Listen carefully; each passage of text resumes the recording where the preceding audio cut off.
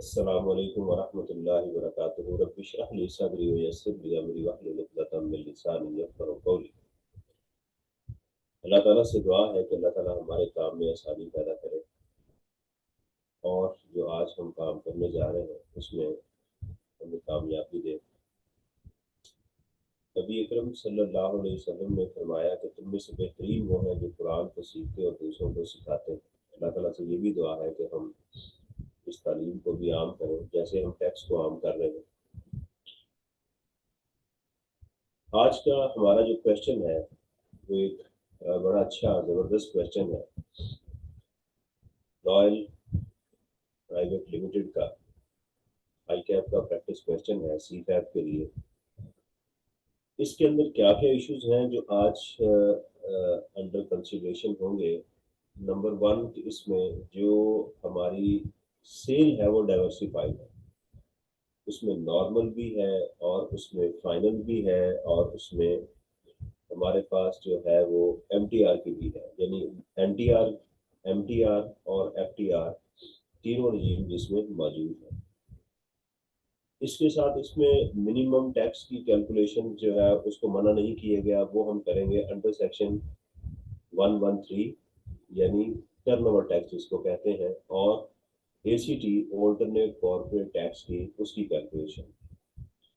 इसमें जहां पर हम एक्सपेंसेस को टैक्सेबल इनकम के लिए पोर्शन करेंगे, वहीं पर हम एक्सपेंसेस को टैक्सेबल इसके एसीटी के लिए पोर्शनमेंट को सीखेंगे। दोनों का डिफरेंस भी सीखेंगे कि वो कैसे टैक्सेबल इनकम का शेड्यूल बनाते हैं और एसीटी का शेड्यूल जो है वो बनाते हैं। फिर इसके अंदर सेक्शन 57 की एप्लीकेशन होगी कि बिजनेस लॉसेस अगर ब्रॉड ब्रॉड फॉरवर्ड हो रहे हो अलॉन्ग विद अनअब्जॉर्ब डिप्रिसिएशन, तो उनको कैसे लेकर चलेंगे, ये भी हम इसके अंदर जो है वो सीखेंगे। तो ये आज की हमारे इश्यूज हैं। बाकी जो इसके अंदर हमारी कैलकुलेशंस आएंगी वो साथ साथ हम डिस्कस करते जाएंगे।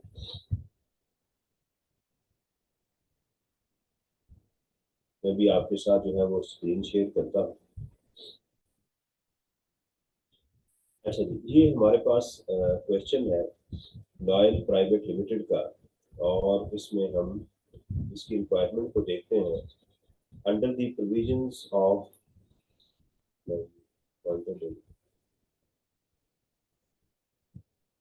Under the provisions of income tax ordinance and rules made thereunder, compute the amount of tax payable by NPL for tax year this, state the amount of tax to be carried forward if any, कि कोई carry forward हमारे पास tax आ रहा है उसकी amount, show all relevant exemption exclusion and disallowances, ignore the concept of small and medium size enterprises जिनके पास ये option है कि वो चाहे तो एफटीआर में जा सकते हैं। अच्छा जी, क्वेश्चन को जरा एक नजर रीड करते हैं। LPL is engaged in various business across Pakistan. LPL का ये नहीं बताया जा रहा कि ये जो है वो मैन्युफैक्चरिंग कंसर्न है या ट्रेडिंग कंसर्न है। इसका इम्पैक्ट क्या होगा कि क्वेश्चन के अंदर अगर ये ट्रेडिंग कंपनी होगी तो इसकी जो सप्लाई ऑफ गुड्स है अगर वो विद होल्डिंग एजेंट को की जाए तो वो एमटीआर को चली जाएगी। The company has paid up capital of ₹52 million following. अच्छा, ये इंफॉर्मेशन क्यों बताई गई है ताकि कोई स्टूडेंट इसको स्मॉल कंपनी ना ले ले, ठीक है। ये इसलिए इंफॉर्मेशन हमारे लिए इम्पोर्टेंट थी। वैसे भी अगर क्वेश्चन में कुछ मेंशन ना हो तो हम उसको खुद से स्मॉल कंपनी नहीं लेते। The following information has been extracted from LPL record for tax year this. Total turnover है हमारे पास 54 मिलियन का, टोटल एक्सपेंसेस हमारे पास 47 के हैं, अदर इनकम 4.3 मिलियन की, अकाउंटिंग प्रॉफिट बिफोर टैक्स आ गया 10.97 मिलियन। अब देखना ये है कि क्वेश्चन को हमने अपनी जो टैक्सेबल इनकम है बिजनेस की उसको यहाँ से स्टार्ट करना है, इसको हम ठीक कर लें, राइट, यानी अकाउंटिंग प्रॉफिट को हम टैक्सेबल इनकम में कन्वर्ट कर लें। एक तो हमारे पास ऑप्शन ये वाली है। दूसरा ये है कि अगर ये सेल हमारे पास जो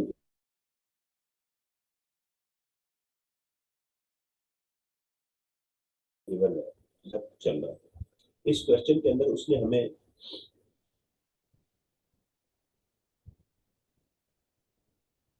इस क्वेश्चन में हमें उसने ये बात नहीं कही कि आप जो है वो टैक्स को इग्नोर, इसको मिनिमम टैक्स को और एसीटी को इग्नोर करें, लिहाजा हमें वो कैलकुलेट करना चाहिए।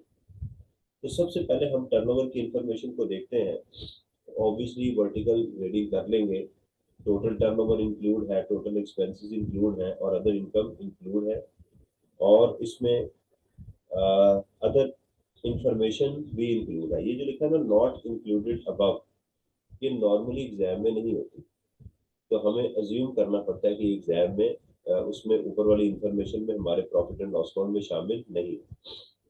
इसमें share of profit of AOP है, टैक्स डिप्रिसिएशन है और असेस्ड लॉसेस ब्रॉड फॉरवर्ड भी हमारे पास मौजूद है। ठीक है जी। तो सबसे पहले हम टर्नओवर को देखते हैं।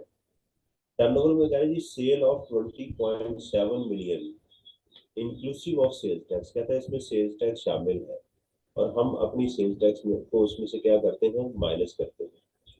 To one of his customer in Balakot, a special discount of 30% of the gross value of sales was offered to the customer in defiance of normal business practice.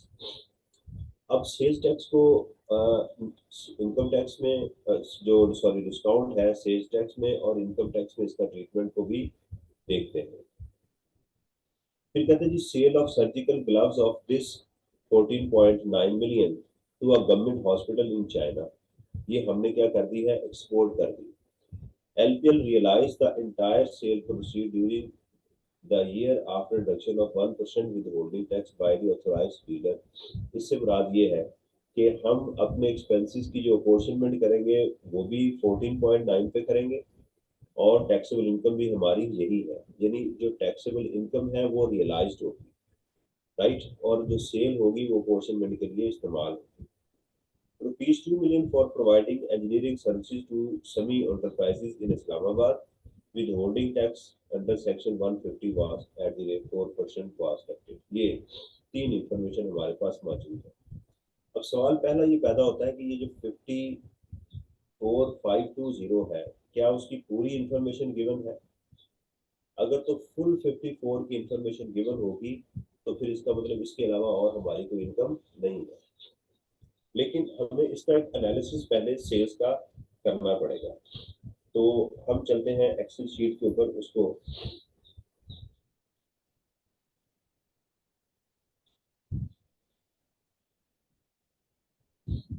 ये देखिएगा। हमारे पास जो इनकम है 54,520 ये हमारे पास जो टोटल सेल,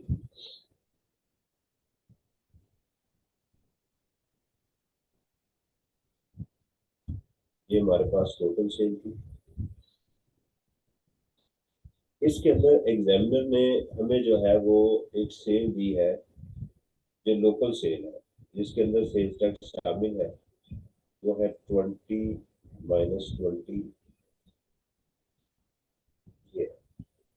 फिर उसने हमें एक वो सेल दी है एक्सपोर्ट, एक्सपोर्ट सेल उसने हमें बताई है जी ये वाली 14.931, 14.931 ये, यहाँ मैं एक जीरो एक साथ ज्यादा लिख दिया। फिर उसने यहाँ पर हमें सर्विसेज की इंफॉर्मेशन बताई है, वो है 2 मिलियन की। अगर हम इसको देखें तो हमारे पास उसके बावजूद एक सेल बचेगी 16.811 ये हमारे पास सेल मौजूद है। अच्छा, अब इस सर्विस पहली बात ये है कि ये जो एक्सपोर्ट है ये तो चली गई हमारी FTR में, ये हमारी सर्विस जो विथहोल्डिंग एजेंट को थी वो चली गई MTR के अंदर। तो बाकी हमारे पास एक कौन सी चीज बच गई, एक हमारे पास ये वाली है जिसके मुतालिक हमें पता नहीं है, और एक हमारे पास ये वाली इंफॉर्मेशन बच गई जिसका हमें जो बैलेंसिंग फिगर है, राइट। इस तरह से हमारे पास तीनों रजीम्स आ गई, MTR की ये दो अमाउंट्स हो गई, FTR और MTR की ये भी अमाउंट हो गई। उसमें से वो कहता है कि ये जो अमाउंट है दिस वन, ये है, इसमें सेल्स टैक्स भी शामिल है, इसमें सेल्स टैक्स भी शामिल है। अगर हम इसका एनालिसिस करें 20, ये हमारे पास जो अमाउंट है इसमें सेल्स टैक्स शामिल है। अब पहले इसको हम देखते हैं कि इससे क्या मुराद है। एग्जामिनर कहता है कि इसके ऊपर 30% डिस्काउंट दिया गया है, यानी ओरिजिनल अमाउंट क्या थी, डिवाइड करें तो 0.7 पे, तो ये हमारे पास ओरिजिनल अमाउंट थी, यानी इसके अंदर 30% डिस्काउंट भी शामिल था। एक मिनट, मैंने इसकी कैलकुलेशन यहाँ पर की हुई।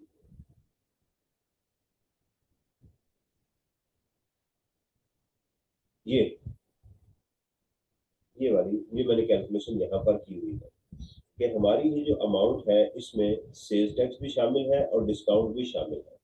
इसकी कैलकुलेशन के लिए मैंने समझाने के लिए आपसे जरा इसको देखिएगा।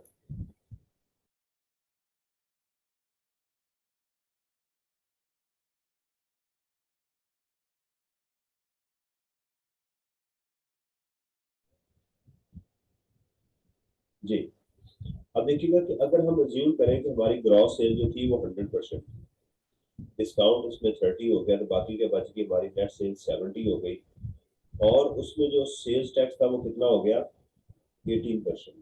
तो हमारी इस वक्त जो नेट बची हुई है वो 88 है। अच्छा, यहाँ एक सवाल ये पैदा होता है कि ये 18 मैंने कहाँ से ले लिया।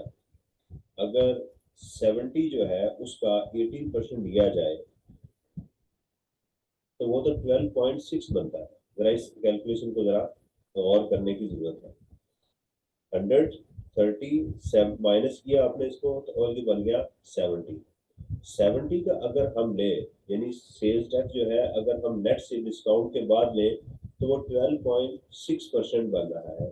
तो हमने जो है वो 18 क्यों लिया, यानी हमने जो सेल्स यहाँ पर डिस्काउंट लिया है वो हमने किसके ऊपर लिया है, 100 के ऊपर।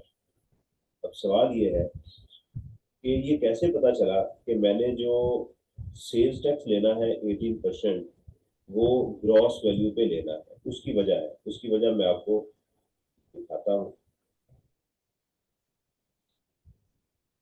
उसकी वजह ये है जो उसने कहा है, a special discount of 30% of the gross value was offered to the customer in defiance of normal business practices।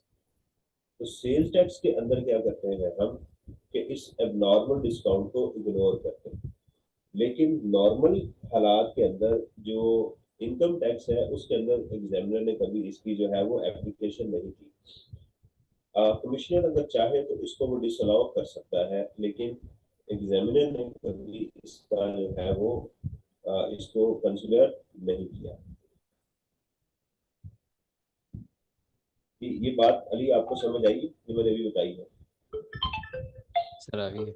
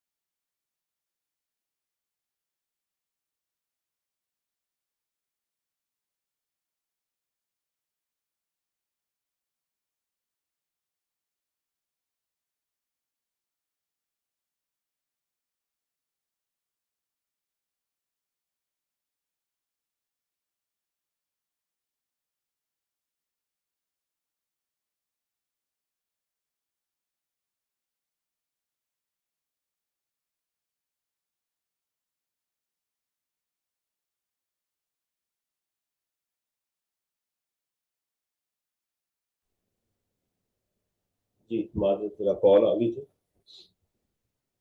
अच्छा जी, अली आपको ये बात क्लियर हुई है जो मैंने अभी कही है। जी सर, क्लियर हो गई है। तो कि सेल्स टैक्स में अगर अगेंस्ट होता है नॉर्मल बिजनेस प्रैक्टिसेस के, तो वो तो हम डिसअलाउ कर देते हैं। आप कह रहे हैं इनकम टैक्स में हमने नहीं करना इसको। इनकम टैक्स में कमिश्नर तो कर देता है। ऐसी अगर उसको चीजें मिलें कि ये टैक्स चोरी करने की कोशिश कर रहे हैं, सेल्स को जो है वो अंडर डिक्लेयर कर रहे हैं, वहां पर तो कर देता है वो। लेकिन एग्जाम के अंदर मैंने कभी नहीं देखा कि कहीं पर उसने आई कैप ने कहीं इसको डिसअलाउ किया हो, बेशक 30% है या 10% है। तो यानी दोनों चीजें हमें यहाँ से इस क्वेश्चन से क्लियर हो गई कि हम एग्जाम में इसका रेफरेंस दे सकते हैं कि सेल्स टैक्स के अंदर जो हमारा नॉर्मल डिस्काउंट है, सेल्स टैक्स में हमारा जो एबनॉर्मल डिस्काउंट है उसको हम सेल्स टैक्स में एबनॉर्मल डिस्काउंट को क्या करेंगे, हम डिसअलाउ करेंगे। ठीक है, एज पर आई कैप सोल्यूशन। और इनकम टैक्स के अंदर हमारा जो एबनॉर्मल डिस्काउंट है उसको हम कंसिडर कर सकते हैं। आप रेफरेंस भी दे सकते हैं। ठीक हो गया। अब चलते हैं अपने इस क्वेश्चन के ऊपर कि हमारे पास जो इस वक्त फिगर है वो कितनी है, 88%। ये कैलकुलेशन बड़ी इंपॉर्टेंट है कि ये 88% है। अब अगर ये 88% है, इसका अगर हम 100% लेंगे इसी फिगर का, तो इसको डिवाइड करेंगे 0.8 के ऊपर, तो ये हमारे पास फिगर ये वाली आ जाएगी। ठीक है जी, मैं इसको जरा एरो के साथ आपको ये इसकी 100% फिगर ये वाली आ गई। ठीक है, इसके ऊपर डिस्काउंट लेंगे 30%, तो हमारे पास ये फिगर आ जाएगी। राइट, और अगर इसका हम 18% लेंगे तो वो ये सेल्स टैक्स की फिगर आ जाएगी। ये असल असल में ये फिगर मुझे चाहिए। असल में मुझे ये फिगर चाहिए कि जो कि मेरा आउटपुट था और मैंने अपनी टैक्सेबल इनकम में से इसको सेल्स में से माइनस करना था। ये वो फिगर थी जिसके ऊपर सारी कैलकुलेशन की गई। इसको आप डायरेक्ट चाहें ऐसी वर्किंग ना भी करें तो डायरेक्ट ही इसको आप किसी और तरीके से भी एग्जाम में शो कर सकते हैं, लेकिन मैंने उसको आसान करने के लिए ये वर्किंग आपके सामने वो की है। ठीक है जी, तो पहली चीज क्लियर हो गई। यहाँ से हमें पहला जो पॉइंट था उसने हमें क्या चीज बताई, उसने हमें ये चीज बताई कि डिस्काउंट को एग्जाम में ट्रीट कैसे करना है और सेल्स टैक्स को इनकम टैक्स में और सेल्स टैक्स में। तो जो पहला ही पॉइंट था उससे हमें ये चीजें क्या हो गई, क्लियर हो गई। ठीक है जी, एक तो पहला पॉइंट हमारा क्लियर हो गया सेल्स टैक्स वाला, और हमारी हमने इसका एनालिसिस कर लिया। अब हमें ये पता चला कि हमारा जो क्वेश्चन है अब यहाँ से स्टार्ट नहीं होगा। अब हम अपने क्वेश्चन को क्या करेंगे, पहले एक्सपेंसेस को ठीक करेंगे। राइट, और फिर हम अपने क्वेश्चंस को अपना जो टैक्स हमारे एक्सपेंसेस आएंगे उस इनकम को बाइफरकेट करके उनके अंदर अलग अलग उनकी रेशो के मुताबिक एडजस्ट करेंगे। अब आगे जी, टैक्स एक्सपेंसेस इंक्लूड, ये जो हमारे पास 47 मिलियन की फिगर है, कहता है जी इसमें इंपोर्ट ऑफ पैकिंग मटेरियल है 900,000 का for packing of surgical gloves send to China. सवाल ये है कि ये जो हमने एक्सपेंसेस में शामिल है 900,000 का, ये जो हमने चाइना को ग्लव्स भेजे हैं, क्या ये हमें अलाउ है या नहीं है packing material. Right, the answer is yes, हमें ये अलाउ है। लेकिन ये जो एक्सपेंस है ये तमाम एक्टिविटीज का नहीं है। हमारे पास कितनी एक्टिविटीज हैं, तीन, एनटीआर, एफटीआर और एमटीआर। ये सिर्फ एफटीआर का है, तो लिहाजा हम कॉमन एक्सपेंसेस में से इसको माइनस कर देंगे, जो रेलिवेंट एक्टिविटी है वहां जाके इसको पुट करना चाहिए। Tax paid under section 148 amounted to rupees this, ये हमारा एडवांस टैक्स होगा। देखें, अगर कमर्शियल इंपोर्ट हो, अगर कमर्शियल इंपोर्ट हो तो वो आपकी एमटीआर में जाएगी, उसके अगेंस्ट जो सेल होगी वो एमटीआर में जाएगी। लेकिन चूंकि ये रॉ मटेरियल है, इन हाउस हमारी जो है वो यूज हो रहा है, लिहाजा ये हमारे एमटीआर में इसका कोई लेना देना नहीं है। फिर कहते हैं जी अकाउंटिंग डिप्रिसिएशन हमारे पास ये है जिसको हम ऐड बैक करेंगे। इस क्वेश्चन के अंदर उसने हमें टैक्स डिप्रिसिएशन भी प्रोवाइड कर दी है 4.8 मिलियन की, जो हम उसमें एडजस्ट कर देंगे। अब चलते हैं इसका एनालिसिस करते हैं 47 मिलियन का। ये आगे जी हमारे पास कॉमन एक्सपेंसेस जो आपको स्क्रीन पे नजर आ रहे हैं।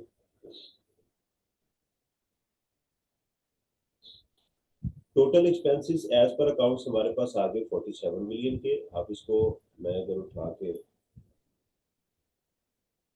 इधर भी ला सकता है ताकि समझने में आसानी। तो 47 मिलियन के आगे less export related material, packing material जो स्पेसिफिक था हमने माइनस कर दिया। मैं इसको यहाँ लिख भी देता हूँ, स्पेसिफिक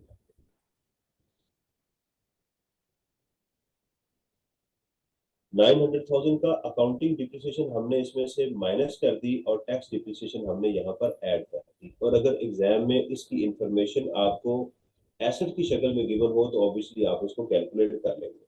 तो हमारे टैक्स बेस्ड एडजस्टेड एक्सपेंसेस कितने आ गए? कॉमन 49,275। ठीक है जी। अच्छा जी, आगे चलते हैं। इसने हमें जो नेक्स्ट इंफॉर्मेशन बताई है वो है अदर इनकम। अदर इनकम में देखिएगा प्राइस ऑफ 300,000। अदर इनकम कितनी अमाउंट है ये देखिएगा 4350। उसमें कहते हैं कि प्राइस है 300,000 का on price bond tax deducted under section 156 amounting to rupees 45,000। देखिए ये जो अदर इनकम होती है ना, अगर इसकी कोई इंफॉर्मेशन गिवन ना हो तो हम इसको बिजनेस इनकम ही कंसिडर करते हैं, इसको इनकम फ्रॉम अदर सोर्स नहीं लेते। अब इस अदर इनकम के अंदर income from other source we have 5 heads of income.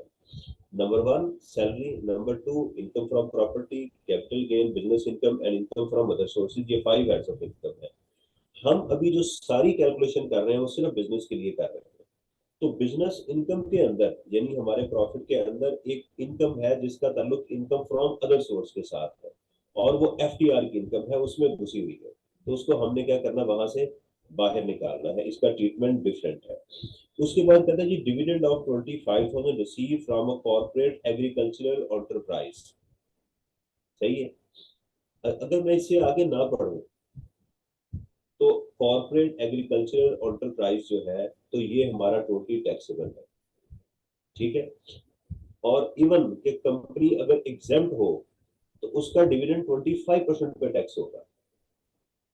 ठीक है। दोबारा सुन लीजिएगा, आपका नॉर्मल डिविडेंड का जो रेट है वो 15% है।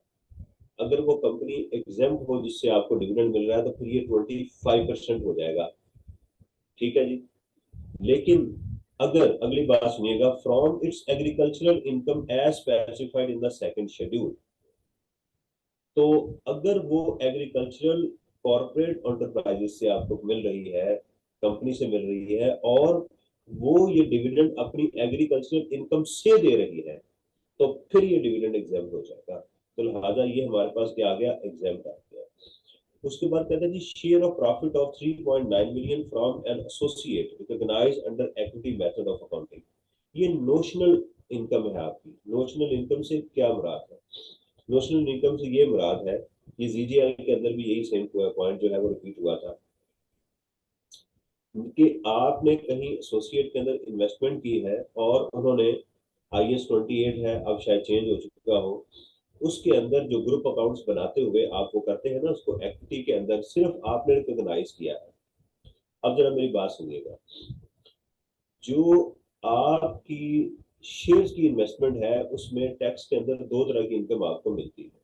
नंबर 1, शेयर्स को बेच दें तो वो कैपिटल गेन होगा और उससे डिविडेंड मिलेगा तो वो इनकम फ्रॉम अदर सोर्स होगा। ये बात तो ठीक है।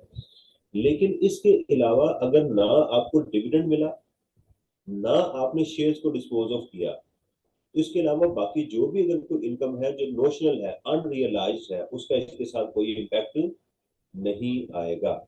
सही है। तो इसका मतलब ये है कि ये हमारी इनकम जो है नोशनल इनकम है इनकम है ही नहीं। ये कहें कि इनकम एग्जाम तो कहना नहीं चाहिए, इनकम है ही नहीं। Income tax refund of this related to previous year. तो टैक्स जो है हमारा रिफंड ये भी हमारी इनकम नहीं होता। तो इसको जरा इसका जरा एनालिसिस करते हैं अदर इनकम का कि वो हमारे पास क्या आंसर आ रहा है। अगर इसमें कोई अमाउंट बच गई तो वो हम बिजनेस में नॉर्मल में ले जाएंगे। ये देखिएगा, ये पहले वैसे होनी चाहिए, इसको मैंने बाद में कर दिया हुआ है। इसकी जो वर्किंग है, प्राइस बोर्ड आ गया हमारे पास 300,000 का और हमारे पास डिविडेंड आ गया, एग्जाम्प्ट एसोसिएट की आ गई और रिफंड आ गया। इसका हमने टोटल किया तो वो आ गई 43। ये देखिएगा, इसका हम टोटल करेंगे तो हमारे पास क्या आंसर आ रहा है, 4.35 मिलियन, 43,50,000 रुपया, जो कि यही इनकम है। This one. इसका मतलब ये है कि यहाँ से अदर इनकम से हमारे पास कोई एनटीआर की इनकम मौजूद नहीं है। तो टोटल हमारे पास इस वक्त जो इनकम आ गई वो एक तो हमारे पास सेल आ गई एनटीआर में, राइट, एक हमारे पास एक्सपोर्ट आ गई, राइट, एक हमारे पास जो है वो एमटीआर की सर्विसेज आ गई, एक हमारे पास आ गया जी यहाँ पर प्राइस बॉन्ड विनिंग, और एक हमारे पास आ गया जी डिविडेंड। ठीक है जी, ये हमारी टैक्सेबल इनकम है हमारे क्वेश्चन के अंदर। अब हमारे पास जो क्वेश्चन में ऊपर एक्सपेंसेस हैं वो हम इसके अगेंस्ट और इसके अगेंस्ट नहीं करेंगे, इन दोनों के अगेंस्ट, क्योंकि ये जो हमारी इनकम फ्रॉम अदर सोर्सेज होती है, रेंटल इनकम हो गई, प्राइस बॉन्ड हो गया, डिविडेंड हो गया, उनको हम ये एक्सपेंसेस एलोकेट नहीं करते, अज्यूम करते हुए कि ये नोशनल एक्सपेंसेस, बड़े नॉमिनल से एक्सपेंसेस जो है वो यहाँ पर इनकर हुए होंगे, उसको हम इग्नोर करते हैं। हम अपनी कॉस्ट ऑफ सेल और एडमिन एक्सपेंसेस, सेलिंग एक्सपेंसेस या फाइनेंशियल एक्सपेंसेस को इनके अगेंस्ट एलोकेट करते हैं, लिहाजा हम इन्हीं के अगेंस्ट इसको एलोकेट वो करेंगे। ठीक है जी, ये हमारा इसका भी एक एनालिसिस वो हो गया। तो चलते हैं अब अपने क्वेश्चन के ऊपर। ये है जी, हमने उसका टाइटल दिया कंप्यूटेशन ऑफ इनकम टैक्स आ गया, टैक्स ईयर आ गया। ये एक मेन टेबल है जो हमने यहाँ पर इसको बनाया हुआ है। देखिएगा टोटल सेल मेरी थी 54 मिलियन की। अब जरा वन बाय वन इसको आपने देखते जाना। इसमें से हमारे पास जो सेल्स टैक्स था हमने माइनस किया, तो हमारे पास 50.270 की सेल आ गई, राइट। अच्छा, अब इसके अंदर अगर आप एफटीआर को माइनस कर दें, ऊपर मैंने टॉप टॉप पे लिखा हुआ है एफटीआर, एमटीआर और एनटीआर, इसको आप वर्टिकल भी लिख सकते हैं, हॉरिजॉन्टल भी लिख सकते हैं। एग्जामिनर के सॉल्यूशन में ये कहाँ पर है, ये हॉरिजॉन्टल में मौजूद है, तो बेहतर है कि आप भी इसको क्या करें, हॉरिजॉन्टल में ही आप इसको वो लिखें।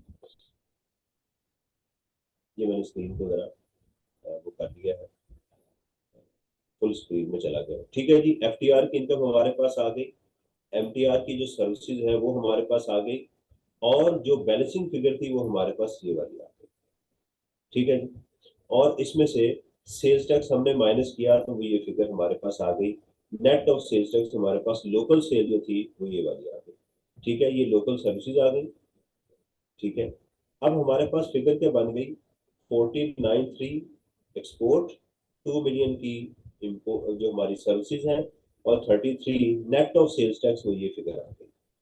अब अगर हम इसकी रेशियोज कैलकुलेट करना चाहें तो वो रेशियो हमारी क्या है, वो बनती है 100% ये, और अगर आप इसको इस पर डिवाइड करेंगे तो 29%, 3.98%, 66.32%। क्योंकि अब हमारे जो एग्जाम है ये कंप्यूटर बेस्ड चल रहे होते हैं, इसलिए ये कैलकुलेशन करने में आसानी है। अदरवाइज हम मैनुअल में क्या करते थे कि इसको हम ले लेते थे 30%, राउंड करके इसको 4%, और इसको हम 66% हम उस पर कैलकुलेट कर लेते थे। अच्छा जी, तो ये हमारी एक रेशो हो गई। अब यहाँ पर हमने एक्सपेंसेस को क्या किया था, allowable taxable expenses working to से आ गए 49 मिलियन, और इन्हीं रेशो के अकॉर्डिंगली आप देखें तो आपको नजर आ रहा होगा कि अगर आप इसको मल्टीप्लाई करें इसके साथ तो आपकी अमाउंट ये आएगी। ठीक है, ये देखिएगा।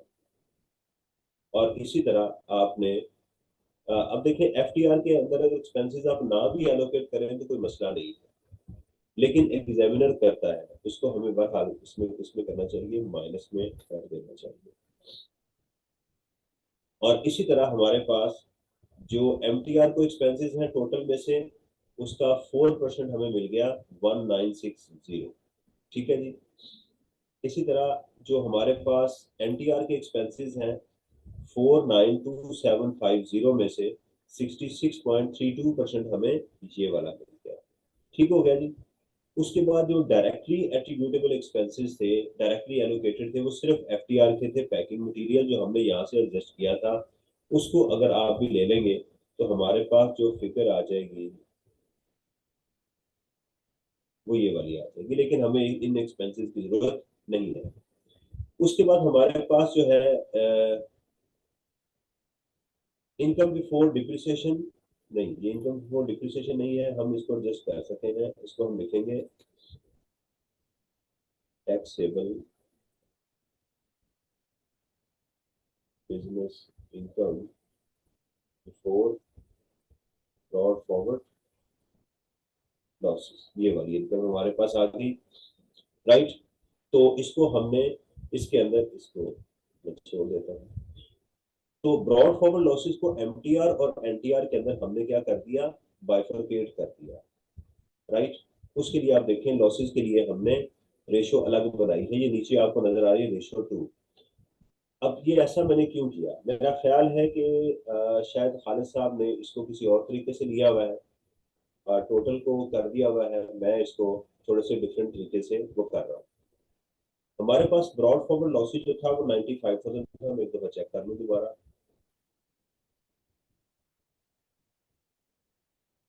ये था जी 475, सॉरी 470, नहीं यही सही है, ये 475 ये वाला है। अब इस लॉस ने किसके अंदर एडजस्ट होना है, देखिए एफटीआर के अगेंस्ट तो आपका लॉस आ नहीं सकता, मैं आपको यहाँ से जरा एक्सप्लेन करूँ। देखिए एफटीआर के अगेंस्ट तो आपका ब्रॉड फॉरवर्ड लॉस आ ही नहीं सकता, इसके ऊपर तो क्रॉस लग गया। हमारा जो लॉस आ सकता है, ब्रॉड फॉरवर्ड लॉसेज आ सकते हैं, वो लोकल इनकम के अगेंस्ट आ सकते हैं, लेकिन हमें एग्जामिनर ने ये नहीं बताया कि वो सर्विसेज के अगेंस्ट है या हमारे जो है वो सप्लाई के अगेंस्ट है। अगर नहीं पता तो हम अपनी टोटल लोकल सेल्स के अगेंस्ट जो है वो उसको कंसिडर करेंगे कि वो दोनों इसके अगेंस्ट आ रहे हैं। जब अगर वो इसके अगेंस्ट आ रहे हैं तो हमें क्या करना है कि इस रेशो से, ये जो इसकी रेशो है, हमें इस रेशो से ये जो लॉस है इसको हमें क्या करना है, उसमें एडजस्ट करना है। तो लिहाजा अगर इनकी रेशो बनाए, इन दोनों को मिला के, तो ये टोटल के अंदर ये 94% है, और ये टोटल के अंदर 5.66%, दिस वन, इसको हमें क्या करना है, इसका 5.66 5.66 इस लॉस का हमें एमटीआर के अगेंस्ट एडजस्ट कर देना है, और इसी लॉस का जो है वो 94 हमें इसके अगेंस्ट एडजस्ट कर देना है। जी अली, अली कोई कॉम्प्लेक्स तो नहीं हो गया, खिचड़ी तो नहीं पक गई, समझ आ रही है? Sir all clear. जी, जी सर आ गई है। अच्छा क्लियर हो गया ये, हाँ ठीक है। जी। आप इसमें देखें कि हमने सबसे पहला स्टेप क्या लिया कि अपनी सेल्स को एडजस्ट किया, सेल्स टैक्स को माइनस किया, अपनी रेशो डिसाइड की दोनों, और उसके बाद अच्छा अब सवाल ये है कि क्या ये रेशो एग्जाम में लिखना जरूरी है, लिख दें, एग्जामिनर जो है वो आजकल रेशोज को लिख देता है, तो आप भी लिख दें ताकि उसको अंदाजा हो जाए कि किस रेशो के ऊपर ये चल रही है।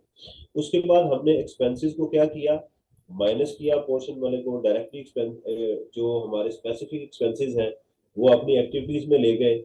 उसके बाद हमने ब्रॉड फॉरवर्ड लॉसेस को यहाँ पर एडजस्ट किया, ठीक है। उसकी रेशो कहाँ थी, उसकी एमटीआर और एनटीआर की रेशो थी, वहां पर हमने इसको एडजस्ट कर दिया। और इसको एडजस्ट करने के बाद मैं देख लूँ कहीं कैलकुलेशन में गलती ना हो गई। ये हमारे पास 2 मिलियन, 2 मिलियन में से एक्सपेंसेस को माइनस किया तो 39,000 आ गया, 39,000 में से 26,000 माइनस किया तो 12,704 आ गई हमारी एमटीआर की इनकम। और इसमें से देखिएगा 33.3 मिलियन, एक नजर में डाल रहा हूँ ताकि कहीं कैलकुलेशन में फॉर्मूला वगैरह गलत ना लग जाए, क्योंकि आपने भी एक्सेल में ये क्वेश्चन करना है एग्जाम के अंदर, इसलिए मैं इसको कर रहा हूँ। तो इसमें से हमने 32 कैसे आ गया, सवाल ये है। अच्छा ये एक्सपेंसेस है, तो हम 33 में से 32 को माइनस किया तो हमारे पास फिगर आ गई टैक्सेबल बिजनेस इनकम, और इसमें से एक्सपेंसेस इस लॉसेस को माइनस किया तो 211 आ गए। और इसके अंदर अच्छा एक ये जो नजर आ रही है ना इनकम फ्रॉम अदर सोर्सेज, ये मैं आपको बताता हूँ। एक इसके अंदर अदर इंफॉर्मेशन थी जिसको मैंने इग्नोर अभी नहीं पढ़ा, सॉरी मार्गत। ये कहते हैं जी share of profit of an AOP amounting rupees 875, LPL holds 40% interest in the AOP. The gross turnover of the AOP during the year is amounted to rupees 18.6। अब चलते हैं शेयर फ्रॉम AOP, उसकी मैं आपको ट्रीटमेंट समझाता हूँ।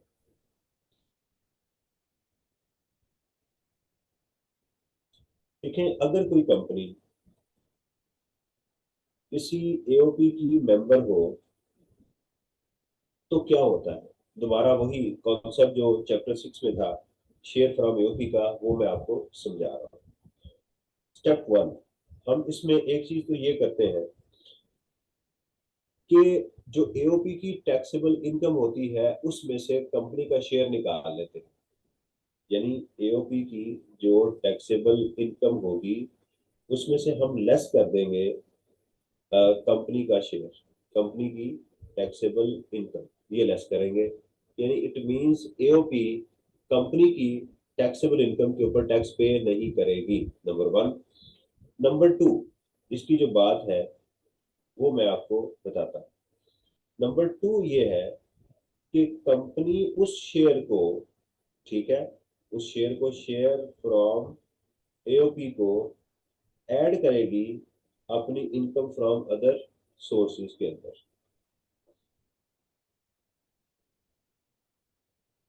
Add करेगी, एक चीज हो गई। एओपी की और कौन कौन सी चीजें हैं जो हमें लेनी है, कंपनी ने कौन कौन सी चीजें लेनी है, अब सुनिएगा वन बाय वन। एक तो हो गई इनकम, ठीक है, टैक्सेबल इनकम रादर कहना चाहिए इसको, टैक्सेबल इनकम नंबर 1। नंबर 2, इसका जो विद होल्डिंग टैक्स होगा वो हम अपने प्रोपोर्शन में खुद ऐड करेंगे। क्या कहा मैंने, जो एओपी का एडवांस टैक्स होगा वो हम अपने एडवांस टैक्स में ऐड करेंगे, नंबर 2। नंबर 3, उसका जो टर्नओवर होगा एओपी का वो अपने कंपनी टर्नओवर में ऐड करेगी, ठीक है, अपने टर्नओवर में ऐड करेगी। किस कैलकुलेशन के लिए, अंडर सेक्शन 113। यानी कंपनी जब अपना टर्नओवर टैक्स कैलकुलेट करेगी अंडर सेक्शन 113 तो वो एओपी का टर्नओवर भी ऐड करेगी, ठीक है। देखिए, एओपी की टैक्सेबल इनकम में अपनी taxable income, with holding tax में अपना विद होल्डिंग टैक्स शेयर लेकर आएगी, और एओपी का टर्नओवर भी अपने टर्नओवर में ऐड करेगी। और थर्ड वन, उसका जो अकाउंटिंग प्रॉफिट है एओपी का, वो अपने अकाउंटिंग प्रॉफिट में एसीटी की कैलकुलेशन के लिए अंडर सेक्शन 113C वो आपको जेल में ठीक है। Taxable income, advance tax, turnover और अकाउंटिंग प्रॉफिट, ये चार चीजें एओपी की हमें पता होनी चाहिए। जी Ali, is it clear? Yes sir. अब इसके अंदर हमारे पास एक तो टैक्सेबल इनकम मौजूद है उसकी, वो है 875,000। दूसरा, उसने हमें टर्नओवर की इंफॉर्मेशन प्रोवाइड की है और वो है 18,600। तो हम क्या करेंगे, 18,600 इंटू 0.4 अपना टर्नओवर भी ले आएंगे। यानी हमारे टर्नओवर में 7.44 मिलियन ये जो है हमारे टर्नओवर में चला जाएगा, ये टैक्सेबल इनकम में चला जाएगा। अगर क्वेश्चन में उसने हमें एओपी का एडवांस टैक्स दिया होता तो वो हम उसकी अपनी रेशो के मुताबिक एडवांस टैक्स भी ले लेते हैं। अगर उसने उसका अकाउंटिंग प्रॉफिट गिवन होता तो वो भी हम ले लेते। तो इस क्वेश्चन में सिर्फ दो इंफॉर्मेशन हमारी एओपी की थी जो हम अपने क्वेश्चन में ले आए। तो ये हमारे पास इनकम फ्रॉम अदर सोर्सेज आ गई। अब देखिएगा कि हमारे पास दो तरह की नॉर्मल इनकम आ गई, एमटीआर की और एनटीआर की। हमारी नॉर्मल इनकम जो एनटीआर की आई वो 1086765 आ गई, और एमटीआर की इनकम आ गई 12,704। अच्छा, अब यहाँ पर एक पॉइंट नोट करने वाला है, मैं इसको जरा कलर इसका चेंज कर दूं इसका।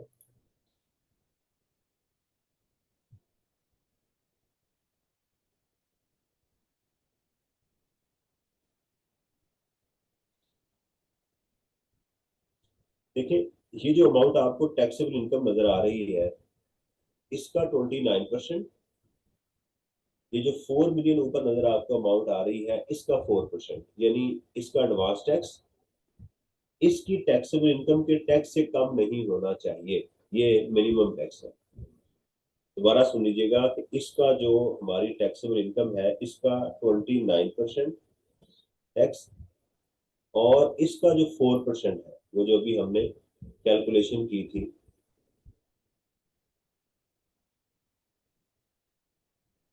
इंटू 0.04, ये उससे कम नहीं होना चाहिए।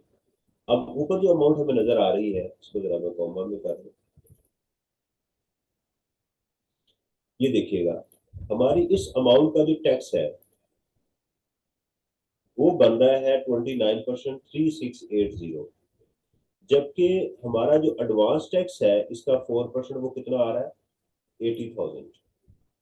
ठीक है, इसका मतलब ये है कि यहाँ पर मिनिमम टैक्स की एप्लीकेशन होगी, यानी हमारा एडवांस टैक्स जो है हमारी टैक्स लायबिलिटी से ज्यादा है, तो हमें अपनी टैक्स लायबिलिटी को बढ़ा के एडवांस टैक्स तक करना है, यानी इसका जो डिफरेंस है हमें अपनी टोटल टैक्स लायबिलिटी में ऐड करना है। Is it clear? ये बात क्लियर होगी?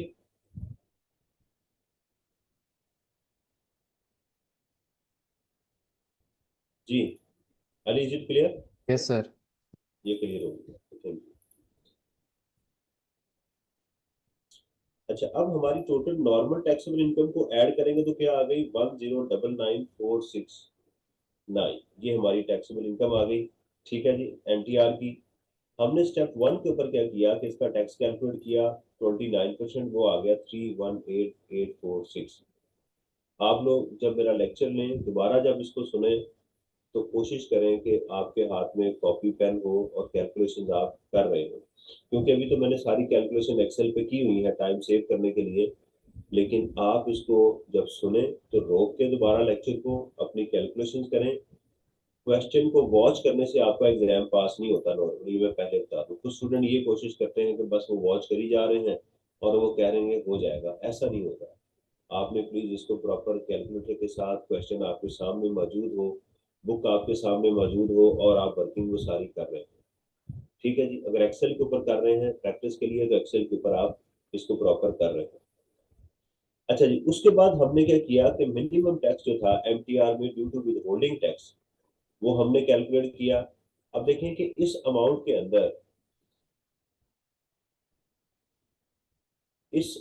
के अंदर हमारी ये वाली अमाउंट शामिल है, राइट। तो इसका अगर हम टैक्स कैलकुलेट करें तो वो बनता है, इस अमाउंट का जो टैक्स बन रहा है वो बन रहा है दिस वन। इसको हमने कंपेयर करना है इसके विद होल्डिंग टैक्स के साथ, दो चीजें हमने यहाँ पर करनी है। ठीक है, जो टैक्सेबल इनकम थी उस तक पहुंचे और उसके साथ जो उसका एडवांस टैक्स था उनके साथ कंपेयर किया। खालिद साहब एक डिफरेंट तरीके से कैलकुलेशन करते हैं, आंसर सेम आएगा, उसमें कोई फर्क नहीं है। तो इसका जो डिफरेंस था मैंने इस डिफरेंस को क्या कर दिया, ऐड कर दिया, क्योंकि हमारी टैक्स लायबिलिटी में जो टैक्स आ रहा था वो आ रहा था 3684, जबकि हमारा एडवांस टैक्स था 80,000, तो हमने इसका जो डिफरेंस ऐड किया। अब हमारी इस टैक्स लायबिलिटी के अंदर, यानी इसको कहने हमारा टोटल 80,000 ऐड हो चुका हुआ है, ये आ गया। अच्छा जी, इसके साथ हमने लगाना था turnover tax, 1.25% of the turnover. अब हमें टर्नओवर चाहिए, टर्नओवर में एफटीआर नहीं होता, शेयर फ्रॉम एसोसिएट नहीं होता, राइट, और एओपी का टर्नओवर शामिल होता है। तो इसको हम क्लियर करें, अब चलते हैं इसकी टर्नओवर की कैलकुलेशन के ऊपर। ये देखिएगा, टर्नओवर एज पर अकाउंट्स हमारे पास 54 था, सेल्स टैक्स हमने माइनस कर दिया, एफटीआर की इनकम को हमने माइनस कर दिया और शेयर फ्रॉम एओबी को ऐड कर दिया, तो इसको कहेंगे टर्नओवर अंडर सेक्शन 113। दोबारा सुनिएगा, टर्नओवर में से एफटीआर की इनकम माइनस हो गई, उसमें से सेल्स टैक्स माइनस हो गया और शेयर ऑफ एओबी माइनस हो गया, ऐड हो गया। मैंने यहाँ गलत लिख दिया है, इसको ऐड करना, ऐड शेयर फ्रॉम एओबी, ये हमने ऐड किया तो ये हमारा टर्नओवर आ गया for the purpose of section 113। चलो, तो जब हमने इसका 1.25% लिया तो वो आ गया 537, राइट। हमारी टैक्स लायबिलिटी है 395, जबकि हमारा जो टर्नओवर है वो है 534। इनमें से जो हायर होगी हम उसको हम कॉर्पोरेट टैक्स कहेंगे, ये मैंने लिखा हुआ है, दोबारा सुन लीजिएगा। इन दोनों में हमारा जो टैक्स लायबिलिटी है वो ये वाली है, जबकि हमारा जो टर्नओवर टैक्स है वो ये वाला है, जो कि उससे ज्यादा है। लिहाजा हमें जो टैक्स पे करना है डिपार्टमेंट को, वो ये वाली अमाउंट पे करनी है। ठीक है, अब जरा इसकी कैलकुलेशन देखिएगा। सबसे पहले आपने टैक्स कैलकुलेट किया नॉर्मल, उस टैक्स के बाद आपने क्या किया कि मिनिमम टैक्स की एप्लीकेशन की, तो हमारा ये टैक्स नॉर्मल टैक्स आ गया, जिसको मैंने ए लिखा है। जब हमने टर्नओवर टैक्स कैलकुलेट किया अंडर सेक्शन 113, तो वो उससे ज्यादा आ गया। लिहाजा इन दोनों में से जो बड़ी अमाउंट होगी हमारी, वो हमारी टैक्स कॉर्पोरेट टैक्स बनेगा। इस कॉर्पोरेट टैक्स को अब हमने कंपेयर करना है हमारा जो एसीटी है अंडर सेक्शन 113, यानी 17% ऑफ द अकाउंटिंग प्रॉफिट, उसके साथ कंपेयर करना है। ठीक है, उसकी हमने वर्किंग की है W5 के अंदर। अब उसके ऊपर चलते हैं। तो पहली बात ये क्लियर हो गई कि हमें हमारे ऊपर सेक्शन 113 की एप्लीकेशन हो रही है। अब सवाल ये है कि ये जो एक्सेस टैक्स है इसका क्या होगा। ये जो एक्सेस है ये अगले सालों में क्या हो जाएगा, 5 सालों के लिए कैरी फॉरवर्ड हो जाएगा। ठीक है, ये हमारी आ गई। अब चलते हैं एसीटी की कैलकुलेशन के ऊपर। यहां तक कोई क्वेश्चन हो तो आप पूछ लें। सर ये जो टर्नओवर पे मिनिमम टैक्स निकाल रहे हैं, अगर अदर इनकम में कोई एमटीआर की सेल आ जाती है इस सवाल के अंदर, तो उसको भी यहाँ पे इनकॉर्पोरेट करेंगे या नहीं वो करेंगे? भी होगी, जी बिल्कुल होगी। एमटीआर एनटीआर दोनों सेम है, सिर्फ फर्क जो है एमटीआर और एनटीआर का हमारे पास कहाँ आना है, वो जाके सिर्फ आना है हमारी उसके टैक्स कैलकुलेशन के लिए। अदरवाइज जो है वो बाकी जगहों पर वो नहीं आना। ठीक है, बाकी हर जगह पर आपने इसको नॉर्मल लेना है। अब जरा देखिएगा, अब ये वो सेम टेबल है जो आपको नजर आ रहा है, जो हमने यहाँ बनाया है। ये तो था टैक्स की कैलकुलेशन के लिए। इसका तरीकेकार क्या है, इसका तरीकेकार क्या है कि आपकी टॉप के ऊपर इनकम, राइट, सही है, इनकम, उसमें से एक्सपेंसेस माइनस करते हैं, राइट, और फिर जाके आप क्या करते हैं, उसमें से जो आपके ब्रॉड फॉरवर्ड लॉसेस है वो माइनस करते हैं और टैक्सेबल इनकम तक पहुंच जाते हैं। ये पैटर्न होता है आपका। यहाँ इस टेबल में जो आपको नजर आ रहा है, इसमें आपकी इनकम भी टैक्सेबल होती है और आपके एक्सपेंसेस भी टैक्स बेस्ड होते हैं। ये बात यहाँ नोट करने वाली है। इसी टेबल में आपकी इनकम टैक्सेबल होगी और जो आपके एक्सपेंसेस होंगे वो भी कौन से होंगे, टैक्स बेस्ड होने चाहिए। अब ये जो दूसरा टेबल आपको नजर आ रहा है यहाँ पे, ये भी देखिए वैसे ही बना हुआ है। आपकी टोटल सेल है, एक्सपोर्ट आ गई, मिनिमम की आ गई, एनटीआर की आ गई। अच्छा, यहाँ मैं एक चीज बता दूं, यहाँ एनटीआर और एमटीआर को इकट्ठा कर सकते हैं, यानी यहाँ इकट्ठा करने में कोई बहाना नहीं है, क्योंकि इस कैलकुलेशन में हमें एमटीआर अलग से नहीं चाहिए। ये मैं पहले बता दूं कि आप इन दोनों को इकट्ठा यहाँ पर कैलकुलेट कर सकते हैं, हमें सिर्फ अपनी वो लोकल सेल चाहिए होती। एफटीआर हम अपने अकाउंटिंग प्रॉफिट में लेते नहीं है। अब देखिएगा, हमारी सेल आ गई बाइफरकेशन यहाँ पर। ठीक है, हमने यहाँ तक तकरीबन सेम था क्योंकि हमारी इसमें फर्क नहीं था।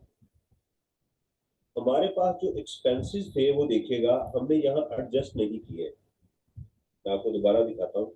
हमारे पास जो अकाउंटिंग बेस एक्सपेंस था वो था 47,890।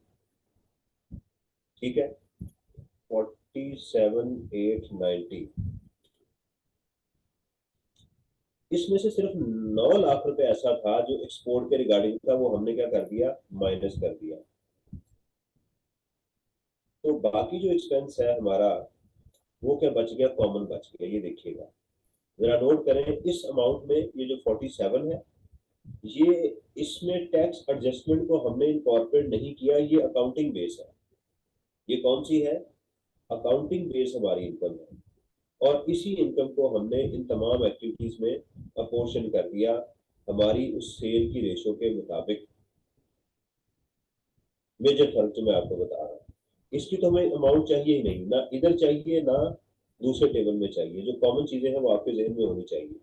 शेयर फ्रॉम जो share of profit from AOP था वो भी हमने यहाँ ऐड कर लिया। मैं आपको बता चुका हूँ कि एसीटी के लिए उसकी जो इनकम है वो हमारे पास इनकम में भी ऐड होगी, राइट। एक मिनट है, ये हमारे पास अमाउंट थी 875, ये टैक्सेबल इनकम भी है और हम इसको अज्यूम कर रहे हैं कि यही अकाउंटिंग बेस भी है। यहाँ पर एक चीज मैं मिस फिर कर गया हूँ कि यहाँ पर इनका जो अकाउंटिंग प्रॉफिट था 875, इसको भी हमने लिया हुआ है, ठीक है।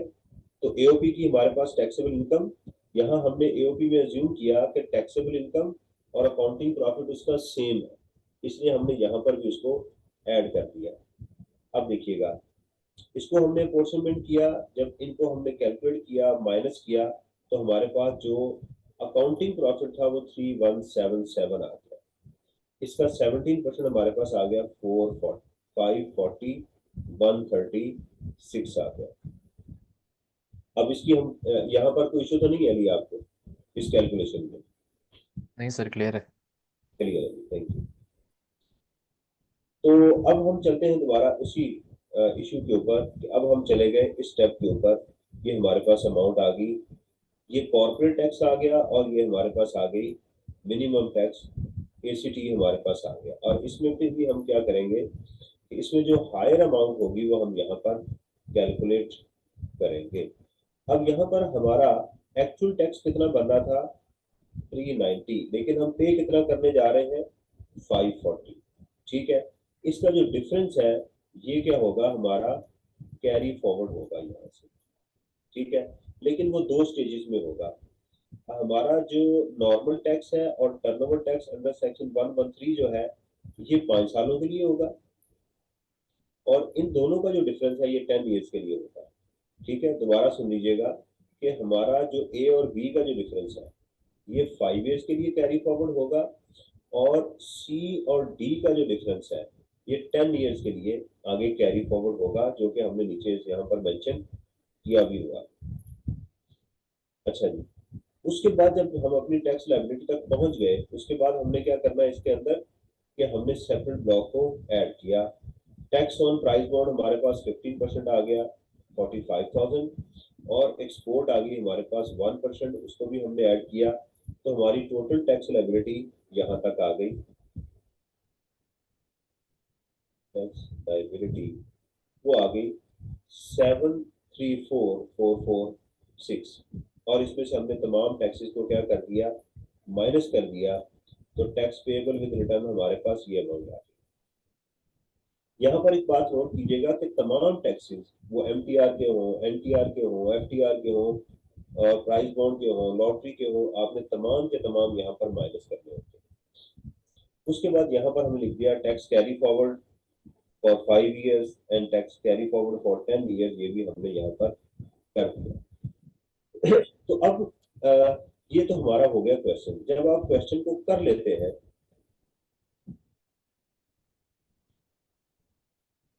अच्छा अब एक बात याद रखिएगा कि स्टूडेंट क्या करता है, स्टूडेंट जब क्वेश्चन को करता है वो क्या क्या मिस्टेक्स करता है स्टूडेंट, पहले उसको हमें जरा सीखना है।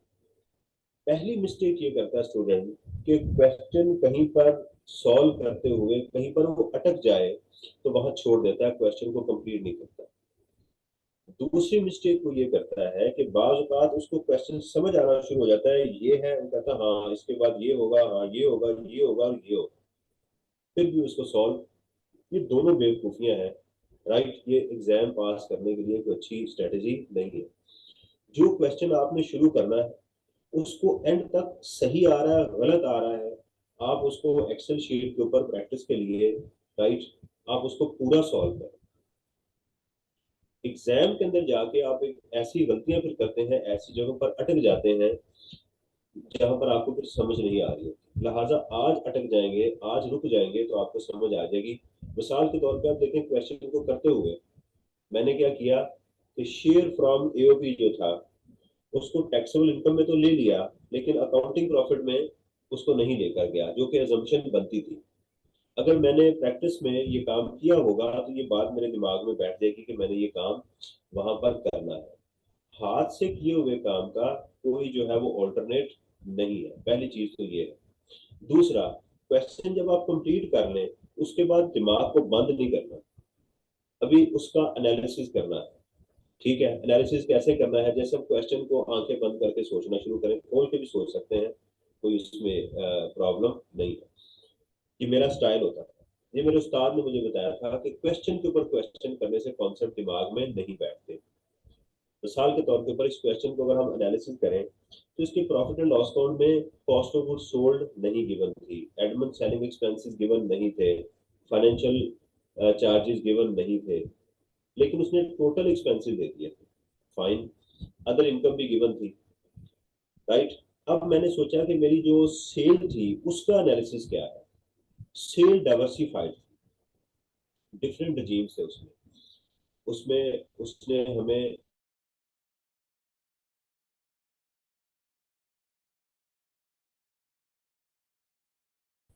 नॉर्मल गिवन थी जिसमें सेल्स टैक्स शामिल था, और उसमें एबनॉर्मल डिस्काउंट शामिल था, उसका भी ट्रीटमेंट हमने वो किया। ठीक हो गया। तो हमने क्या किया कि सबसे पहले अपने क्वेश्चन को फैसला कर लिया कि एग्जामिनर ने हमें कोई खास इंस्ट्रक्शन नहीं दी, तो हमने अपने सेल्स का एनालिसिस किया एक वर्किंग बना के कि हमारी सेल में क्या क्या चीजें शामिल हैं, ताकि पहली हमारी जो टैक्सेबल इनकम के लिए स्लॉट थी वो क्लियर हो गई।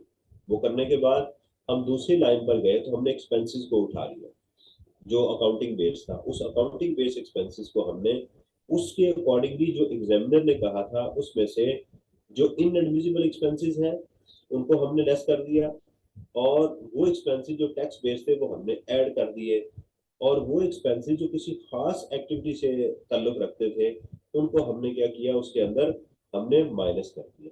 वो है तो अलाउ, वो अलाउ तो है लेकिन वो कॉमन नहीं है, हमें फिलहाल पहले कॉमन चाहिए। हम यहाँ तक फिगर तक पहुंच गए। उसके बाद हमने ये किया कि अदर इनकम का एनालिसिस किया कि अदर इनकम में क्या क्या चीजें शामिल हैं। तो अदर इनकम में हमें एक डिविडेंड मिला जो कि एग्जाम था, प्राइस बॉन्ड मिला जो कि इनकम फ्रॉम अदर सोर्स में था, जिसका टर्नओवर के साथ कुछ लेना देना नहीं है, जिसका हमारे एक्सपेंसेस के साथ कोई लेना देना नहीं है, वो सिर्फ टैक्स में जाएंगे, राइट। एक और इंफॉर्मेशन इसमें रिफंड गिवन था, जिसका हमारे क्वेश्चन के साथ कोई और इंफॉर्मेशन हमें रिफंड भी हम उसको कैलकुलेट नहीं कर रहे। तो अदर इनकम के अंदर कोई और मिसिंग कोई बैलेंसिंग फिगर थी ही नहीं, लिहाजा मेन क्वेश्चन के लिए हमारे पास अदर इनकम में से कुछ भी नहीं बचा। हम चले गए अपने क्वेश्चन के ऊपर, हमने क्वेश्चन में सेल्स लिखी, सेल्स टैक्स को माइनस किया, ठीक है, टोटल में से भी और लोकल सेल में से भी माइनस किया, एक्सपेंसेस को हमने पोर्शन जो था उसमें से माइनस किया, ब्रॉड फॉरवर्ड लॉसेस को हमने अपनी लोकल में से माइनस किया हमने, ठीक है, एमटीआर और एनटीआर में से, फिर आगे टैक्स के ऊपर, और उसमें sorry share from AOP income from other sources को ऐड किया। अच्छा, यहाँ इस स्टेप पर पहुंच के ना एक दफा सोचा जरूर करें कि बिजनेस इनकम आ गई, क्या इसमें इनकम फ्रॉम प्रॉपर्टी है तो ऐड करें, कैपिटल गेन है नॉर्मल है तो ऐड कर दें, right. Income from other sources है तो उसको भी नॉर्मल को ऐड करते हैं। अब आगे हम टैक्स के ऊपर। Number one, tax normal calculate कर दिया। अब सोचा क्वेश्चन में कि कहीं एडवांस टैक्स है, एमटीआर का बिल्कुल है, और हमने उसकी वर्किंग कर ली। एक आइटम हो या दो हो, तमाम आइटम्स की आपने वर्किंग की कि उसमें से डिफरेंस है वो कैलकुलेट करके आप मेन कॉलम में वो भी ले आए। ये आ गया हमारा टैक्स बिफोर टर्नओवर टैक्स। फिर हमने इस टैक्स को टर्नओवर टैक्स के साथ कंपेयर किया, टर्नओवर की कैलकुलेशन की, तो जो हायर अमाउंट है वो हमारी कॉर्पोरेट टैक्स बन गई। टैक्स लाइबिलिटी टर्नओवर टैक्स के साथ whichever is higher corporate tax तक चले गए। अब देखिएगा step one, tax liability number one और टर्नओवर टैक्स दोनों को कंपेयर किया तो आ गए कॉर्पोरेट टैक्स तक। कॉर्पोरेट टैक्स को आपने अकाउंटिंग प्रॉफिट के साथ कंपेयर करना, इनमें से जो हायर अमाउंट होगी वो टैक्स लाइबिलिटी बन गई। जब आपकी टैक्स लाइबिलिटी बन गई तो इसमें आपने ऐड किया सेपरेट ब्लॉक ऑफ इनकम को। जब सेपरेट ब्लॉक ऑफ इनकम को ऐड किया तो ये हमारी टोटल टैक्स लाइबिलिटी हमारे पास वो पहुंच गई। इसमें से आपने एडवांस टैक्स को माइनस किया, और जो हमारे टैक्स कैरी फॉरवर्ड हो रहा है उसको भी हमने यहाँ पर एडजस्ट किया। ये तो हो गया। इस क्वेश्चन में हमारे टैक्स क्रेडिट्स नहीं थे, इस क्वेश्चन में हमारे टैक्स क्रेडिट्स नहीं थे। मैं इस क्वेश्चन को कॉम्प्लेक्स नहीं करना चाह रहा, लेकिन मैं बाकी क्वेश्चन में इसको करवा चुका हूँ। तो आपने सोचना है कि अगर डोनेशन गिवन हो इस कंपनी की तो वो कहाँ आएगी, राइट। इसी तरह हमारे पास जो 100% टैक्स क्रेडिट्स हैं, आपके जो पीओएस मशीन है उसका क्रेडिट बनता है। इसके अलावा आपका जो स्टार्टअप के टैक्सेस वो क्रेडिट्स बनते हैं, राइट, वो वाले कहाँ आएंगे, उसको आपने उन क्वेश्चन में जहां पर मैंने इसकी वर्किंग करवाई है उसको लाजमी आपने सोचना है कि अगर इस क्वेश्चन में उनको भी लेके आया जाता तो हम इसको किस तरह से हैंडल करते हैं। ठीक है जी, तो ये एक अच्छा क्वेश्चन था एसीडी के लिए, 113 की कैलकुलेशन के लिए, राइट। 57 की इसमें जो है वो कैलकुलेशन भी उसने करवा ली। तो मेरा ख्याल है अगर आप करेंगे तो इसमें आपको एक नया कॉन्फिडेंस जो है वो आपके अंदर बिल्टअप होगा। जी अली, एनी अदर क्वेश्चन, आपके जहन में कोई क्वेश्चन हो?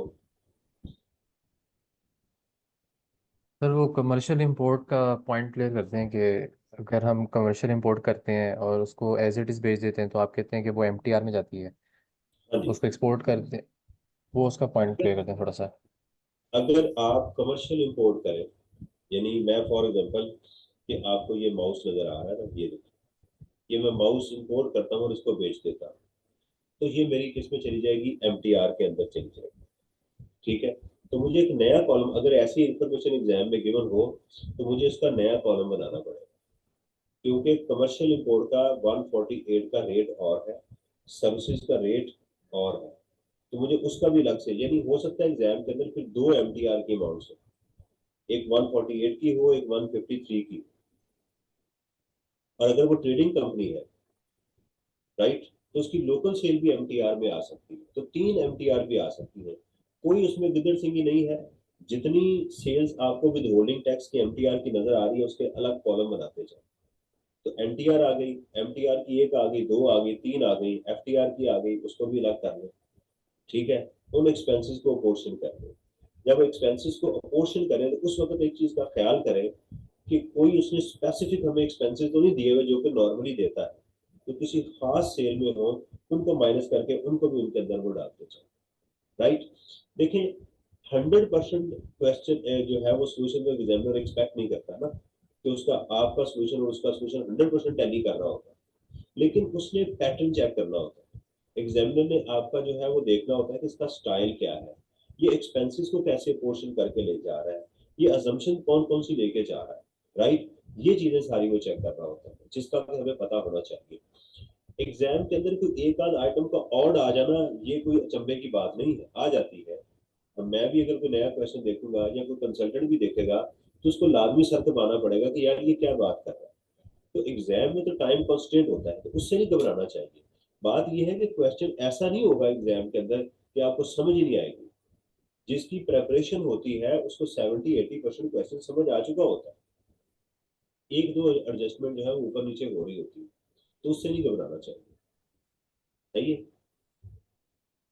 जी। जी ठीक है। ठीक है ना, तो इसको कीजिएगा। अल्लाह ताला आपको खुश रखे। तो हमारी इसकी काफ़ी अच्छी प्रैक्टिस मेरा ख्याल हो गई है। तो अल्लाह ताला आपको खुश रखे, दुनिया आखिरत में इज्जत दे।